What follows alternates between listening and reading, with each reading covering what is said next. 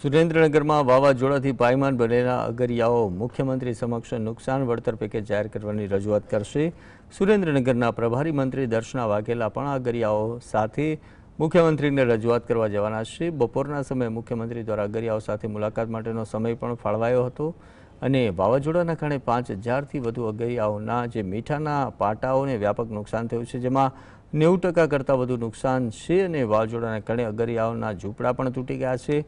Solar પ્લેટો ભાંગી ગઈ છે, ઘરવખરી પણ નુકસાન પામી છે, જેના કારણે અગરિયાઓ માટે હવે ઉપર આકાશ અને નીચે ધરતી જેવી સ્થિતિ સર્જાઈ છે। અગરિયાઓ મુખ્યમંત્રી સમક્ષ સહાયની માંગ કરી અને સ્થાનિક ધારાસભ્ય પી.કે. પરમારે નુકસાન અંગે સરકારને 210 કરોડનું બજેટ ફાળવવા માટે પત્ર પણ લખ્યો છે।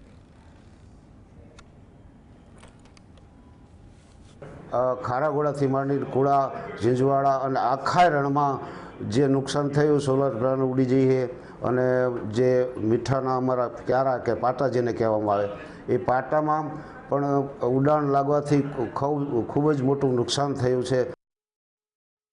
પ્રભારી મંત્રીશ્રીને મળ્યા છે અને પ્રભારી મંત્રીશ્રીએ પણ હૈયાધારણ આપી છે કે માનનીય મુખ્યમંત્રીશ્રી પાસે રજૂઆત કરી અને જે અગરિયાને પેકેજ આપવાની વાત હોય તો એ સહાયરૂપ થાય એ માટે સરકારમાં પૂરા પ્રયત્ન કરીશું।